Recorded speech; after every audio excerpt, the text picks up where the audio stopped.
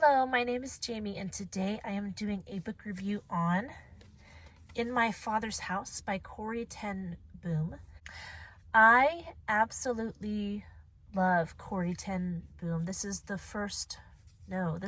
third book of hers that I have read. I read The Hiding Place. I read Tramp for the Lord, which tramp in her time meant homeless person. And I read In My Father's House. And if you're not familiar with Corrie ten Boom, she and her family helped smuggle Jews out of Holland during the Nazi occupation.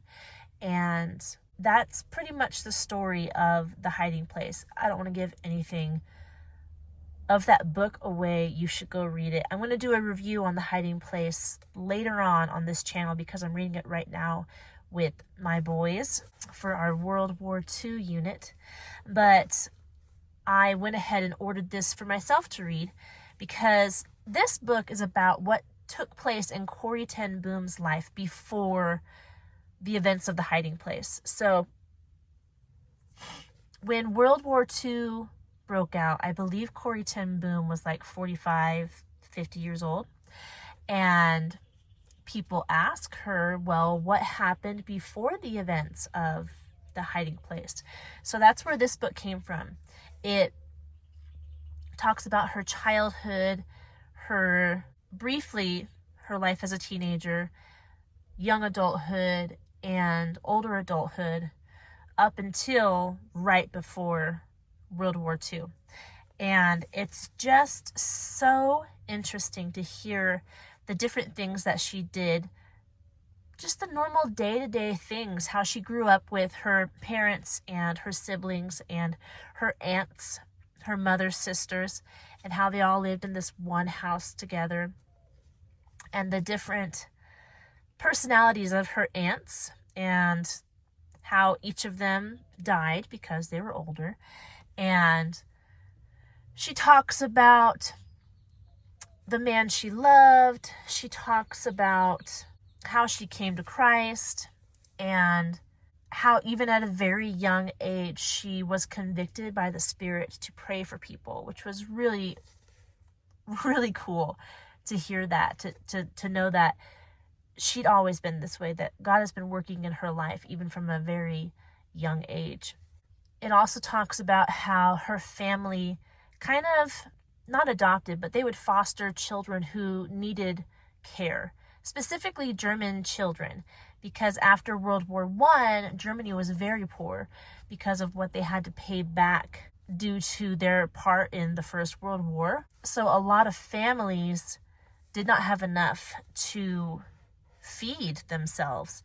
So Corrie ten Boom's father helped put together this program where multiple families would take in these German children and take care of them and clothe them and house them and feed them until their parents could get back on their feet and take care of them themselves.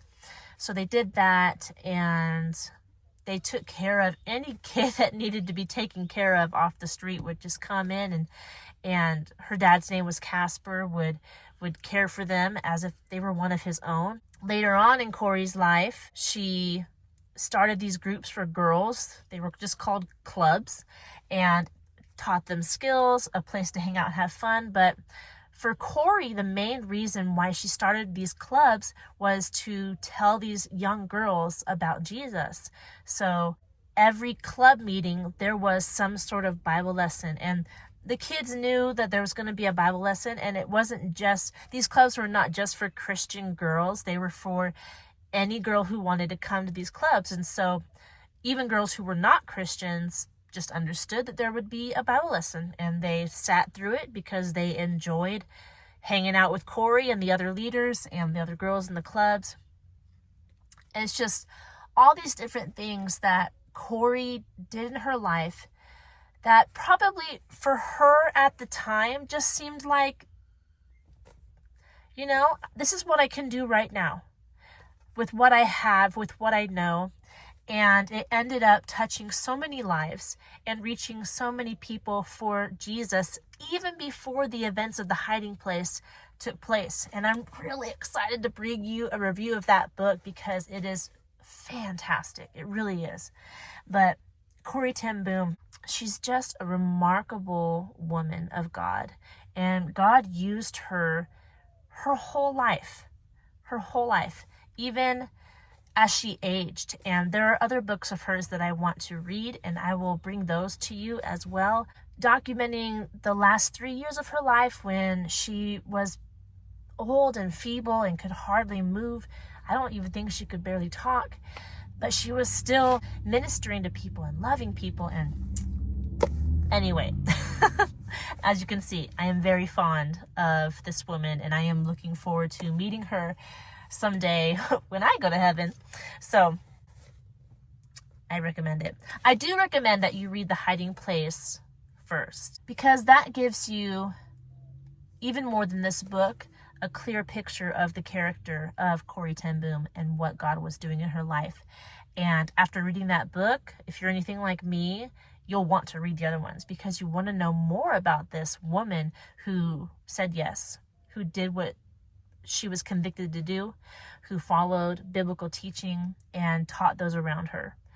So, very inspirational and very encouraging that there are people in the world like this who are so selfless and who make it their ambition to be obedient to the Lord and to love others, even when it's an inconvenience to themselves, even when it hurts, even when it seems impossible sometimes, but to lay their lives down for the sake of the gospel, for the sake of the betterment of the people around them. So very inspiring, very encouraging. Highly recommend it. It's really good. It is 192 pages. It was written in 1976. There are pictures. They're not like illustrations or anything. They're actual pictures from Corrie's childhood and from her life. So this is Corrie's the youngest. There she is right there. But these are her siblings when they were very young. Here's her mother with her brother and sister when they were very young. Here's Corrie and her sister Nolly. Aren't they adorable? There's the 4 siblings when they were adults. But there's pictures like that all through the book, and there's pictures of Corrie's dad and the clubs, the girl clubs that she put on. So really good. You should read it. I think you will enjoy it. I really did. But again, I would recommend reading The Hiding Place first by Corrie ten Boom. That's all I have for you today. I was really excited to bring that to you. I hope you got something out of this review. Maybe you are curious about this woman, or if you've already heard about her, you have more of a desire to look more into her life, because really cool stuff, just really cool stuff. If you have any questions about this book that I didn't answer, please leave them in the comment section so I can do that. And if you want to see more content like this video, subscribe to this channel, and I hope you're doing well.